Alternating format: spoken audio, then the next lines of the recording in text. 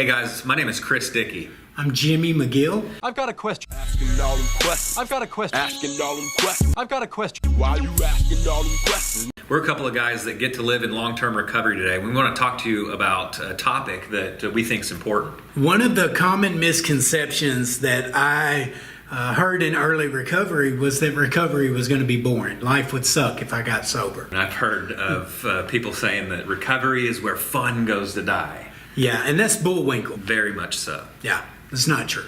The only difference is you can remember the fun you have. You're not loaded and blacking out anymore. Me personally, I think it's just all about having a plan. Like, for instance, I don't go anywhere if the primary purpose of the event is to get loaded or drunk. For example, I go to live music. I love live music. I love sporting events, but I always have a plan. And you get to remember them.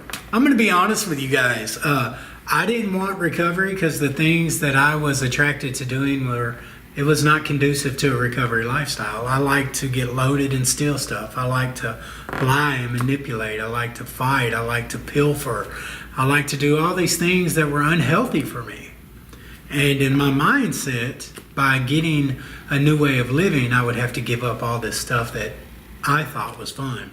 But perception is something serious. Early in recovery is not easy. It's difficult. It's a tough process to get through. The good news is I don't have to do it alone. Yeah. I've got people showing me how to show up for my life. And over time, I start to learn how to have fun. You know, I think one of the reasons why people in recovery enjoy life so much more than a lot of people do is because we fought so hard to get it.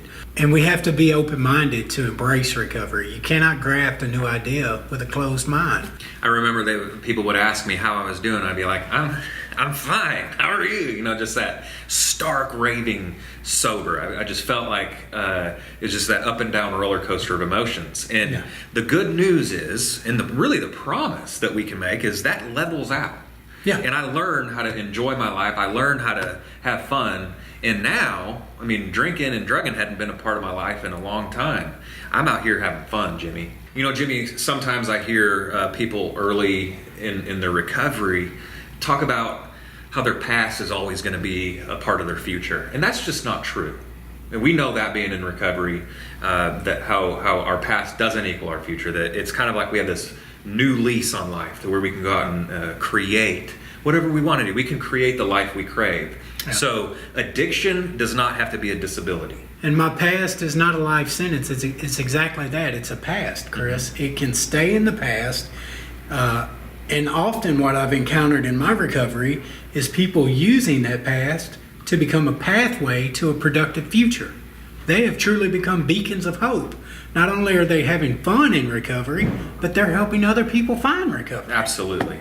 2019 is full of opportunities. The world is full of opportunities. Yeah. Even if you're struggling, even if you haven't reached out yet, that 2019 is going to be your year to turn it all around. And we can help you. Let us help you.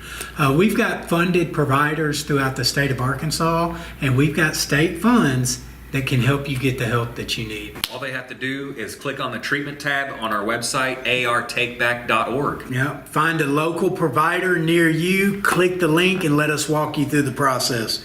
The Arkansas State Drug Director's Office wants to help you find the treatment you need to sustain recovery. And please, have a little bit of fun. Enjoy life!